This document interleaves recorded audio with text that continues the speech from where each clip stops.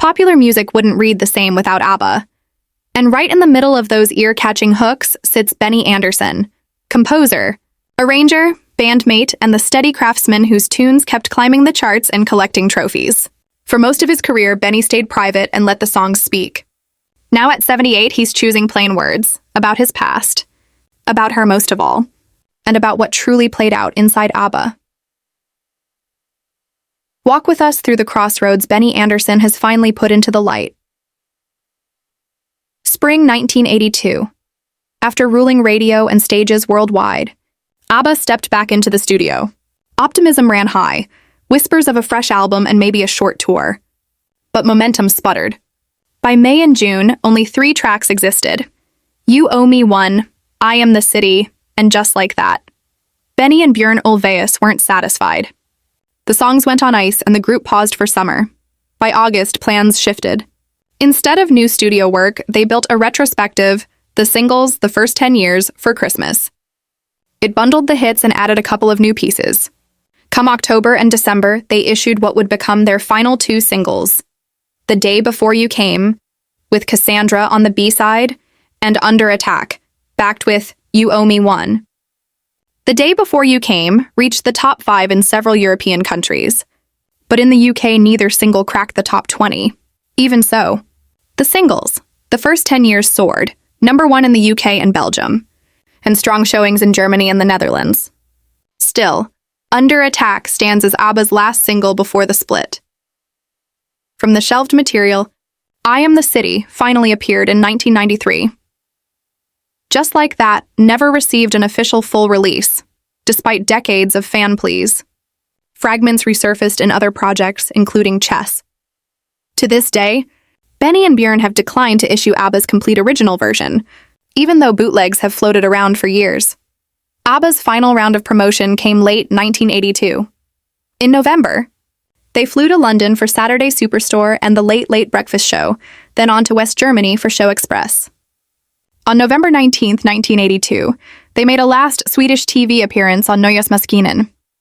And on December 11, 1982, they performed together for the final time, beamed by live link from a Stockholm studio on the Late Late Breakfast Show with Noel Edmonds in the UK. No confetti. No farewell tour. Just a quiet close to one of pop's most remarkable runs. To understand the why, you have to look past the glitter. ABBA's pull wasn't only musical. It was personal. 2 real romances sat at the core. Agnetha Fältskog with Björn Ulvaeus and Benny Andersson with Anni-Frid Frida Lyngstad. In the early 1970s, the onstage love song seemed to echo real life. Agnetha met Björn in 1968 when he was with the Hootenanny Singers. They married in July 1971. Benny played the organ at the ceremony.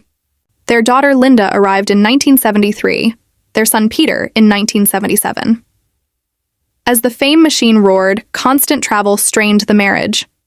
In 1979, at the peak of ABBA's global run, they divorced. The split hit Agnetha hard. She later sought therapy. Reports at the time suggested Björn soon began seeing Lena Kellersjö. Around then he wrote The Winner Takes It All, which Agnetha delivered with that piercing line, "Tell me, does she kiss like I used to kiss you?" She later called recording it both deeply emotional and cleansing. It was fantastic to do that song because I could put in such feeling. Publicly, they dubbed it a happy divorce. Privately, Agnetha later admitted what many know. There's no such thing, especially with children. Benny and Frida started dating in 1969, and by 1971 they were living together, so they waited to marry, tying the knot in October 1978, just as ABBA peaked. By 1980, they had separated. Benny initially said they stayed friends, but the fuller truth followed. He had fallen in love with TV producer Mona Nurklet, whom he married in 1981. Frida was frank. We simply grew out of each other. Breaking up became a necessity. They kept ABBA moving for a while, but the chemistry had shifted.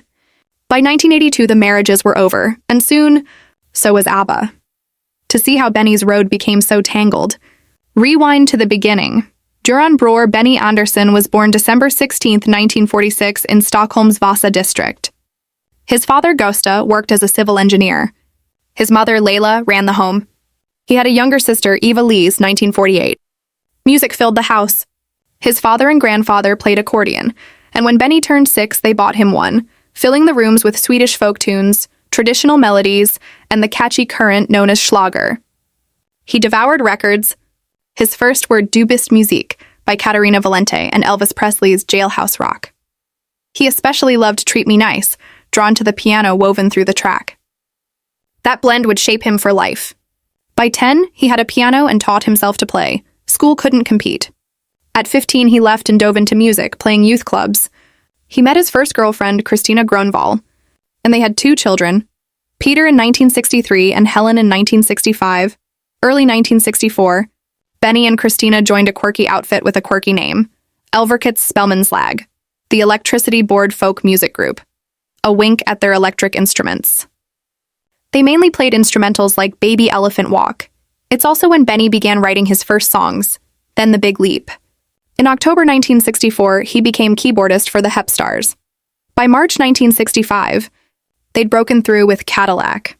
Almost overnight, the Hep Stars were among Sweden's hottest 1960s pop acts. Benny wasn't just the man at the keys. He became the creative engine and a teen idol.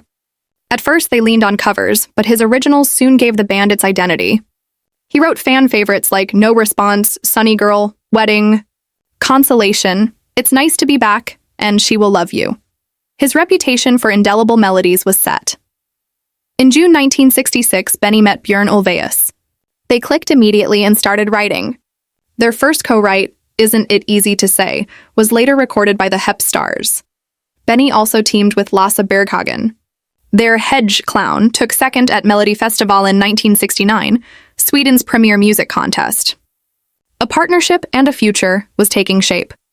Sweden's 1969 Eurovision finals changed more than Benny's resume. They changed his life. There he met Anni-Frid Lyngstad, who soon became both partner and collaborator. Around the same time, Björn fell for Agnetha Fältskog.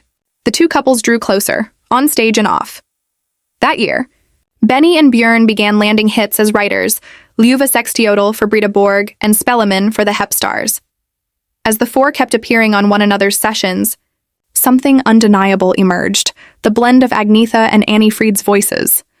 The harmonies were so striking that Benny and Björn built around them, taking cues from mixed vocal groups of the day. Benny's bond with Frida deepened in the studio too. He produced her 1969 single Peter Pan, then her debut album Frida in Bios.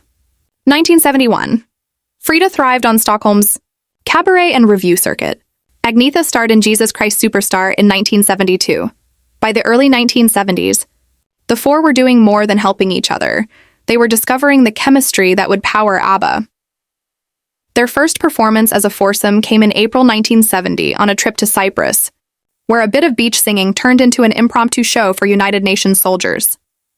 Later that year, Benny and Björn released Lycka, Happiness, with Agnetha and Anni-Frid singing backing parts on several tracks. In November 1970, the 4 launched a stage act called Festfolk, a Swedish word that can mean both party people and engaged couples. Critics panned the Gothenburg debut, except for Hedge, Gamla Man, Hello, Old Man, which became their first hit together.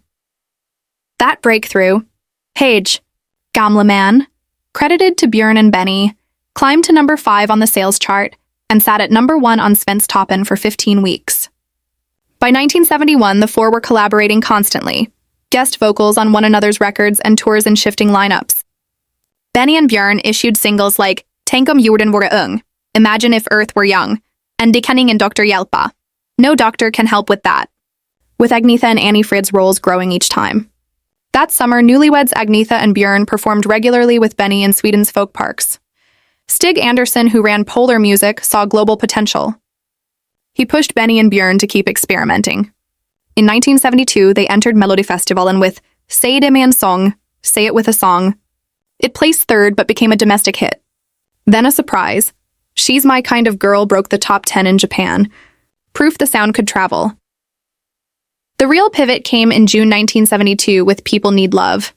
This time, Agnetha and Anni-Frid weren't in the background. They shared the spotlight. The credit line read Björn and Benny, Agnetha and Anni-Frid. A mouthful, yes, but the chemistry clicked. It reached number 17 in Sweden and even made a small ripple in the US, enough to show they were onto something. In 1973, still officially Björn and Benny, Agnetha and Annie Fried, they returned to Melodifestivalen with Ring Ring. Working with producer Michael B. Tretow, they crafted a layered wall of sound that would become ABBA's calling card. Neil Sedaka and Phil Cody supplied the English lyrics. Many expected a win, but the song finished third. No matter. The single Ring Ring and the album Ring Ring were hits across Europe and in South Africa. That same year, Agnetha gave birth to Linda.